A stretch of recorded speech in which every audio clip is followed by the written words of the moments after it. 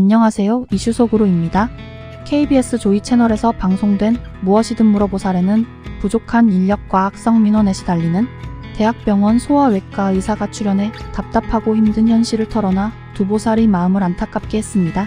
저조한 출산율로 인해 수입이 줄어들고 있어 소아과에 지원하는 전공의 수가 줄어들고 점점 진료를 못 받는 소아응급 환자가 늘어난다고 운을 뗀 사연자는 지금 하는 일을 계속할 수 있을지 고민이라며 두보살에게 조언을 구했는데요.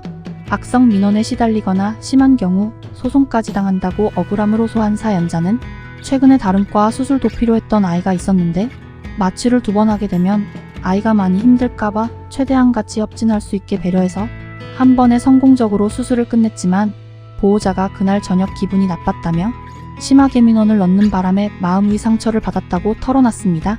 최선의 노력을 다해 수술했지만 경과가 좋지 않으면 소송을 당하는 경우도 있다며 의료인의 현실을 토로한 사연자에게 서장훈은 소아과를 지원할 수 있는 혜택이나 인센티브를 줘야 한다. 아이를 둔 부모님들의 심정은 이해하지만 모두가 소아과를 지켜줘야 한다. 라고 소신 발언을 했습니다. 한편 소아과 전공을 택한 의사들 중 악성 민원에 시달려 진료를 접는 사례가 잇따르고 있는데요. 의원 문 닫겠습니다. 폐업 예정입니다. 통증과 내과 관련 질환을 치료하는 의사로 살아가겠습니다. 소아청소년과 병원들이 내건 폐업 안내문들입니다. 대한소아청소년과 의사회 등에 따르면 충남 홍성의 A소아과 의원은 맘카페 회원의 갑질에 시달려 병원을 폐업하고 성인 진료로 전환할 예정이라는 공지문을 게시했는데요.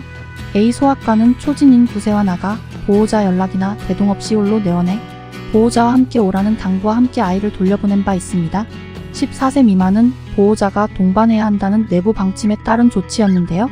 이에 아이의 엄마는 해당 병원이 진료를 거부했다며 관할 보건소에 민원을 제기했고 민원을 넣은 이는 관련 글을 맘카페에 올리기도 했는데 주장 중 일부는 거짓으로 드러나 글을 삭제하고 민원을 취하했습니다. 하지만 A소아과는 폐가를 결심하고 더 이상 소아과 전문의로 활동하지 않겠다고 밝혔는데요. A소아과 의원은 공지문을 통해 보호자의 악의에 찬 민원에 그간 어려운 상황에서도 소아청소년 진료를 열심히 한 것에 대한 회의가 심하게 느껴져 더는 진료를 지속할 수 없을 지경에 이르렀다. 안타깝지만 소아청소년과 진료를 제한하거나 성인 진료로 전환할 예정이다. 라고 전했습니다. 광주의 비소아과 의원도 악성 민원으로 폐가를 선언했는데요.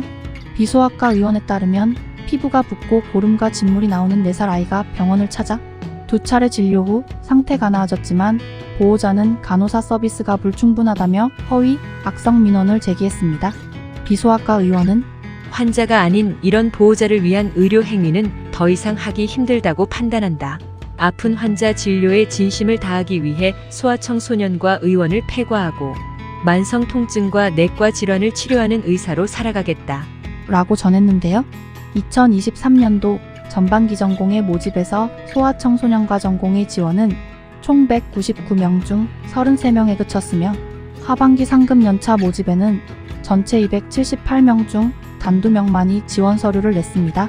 소아청소년과 전문의들은 지나친 항의에 소아과 의사들이 멍든다며 이로 인한 피해는 결국 아이들에게 돌아갈 것이라고 전하기도 했는데요.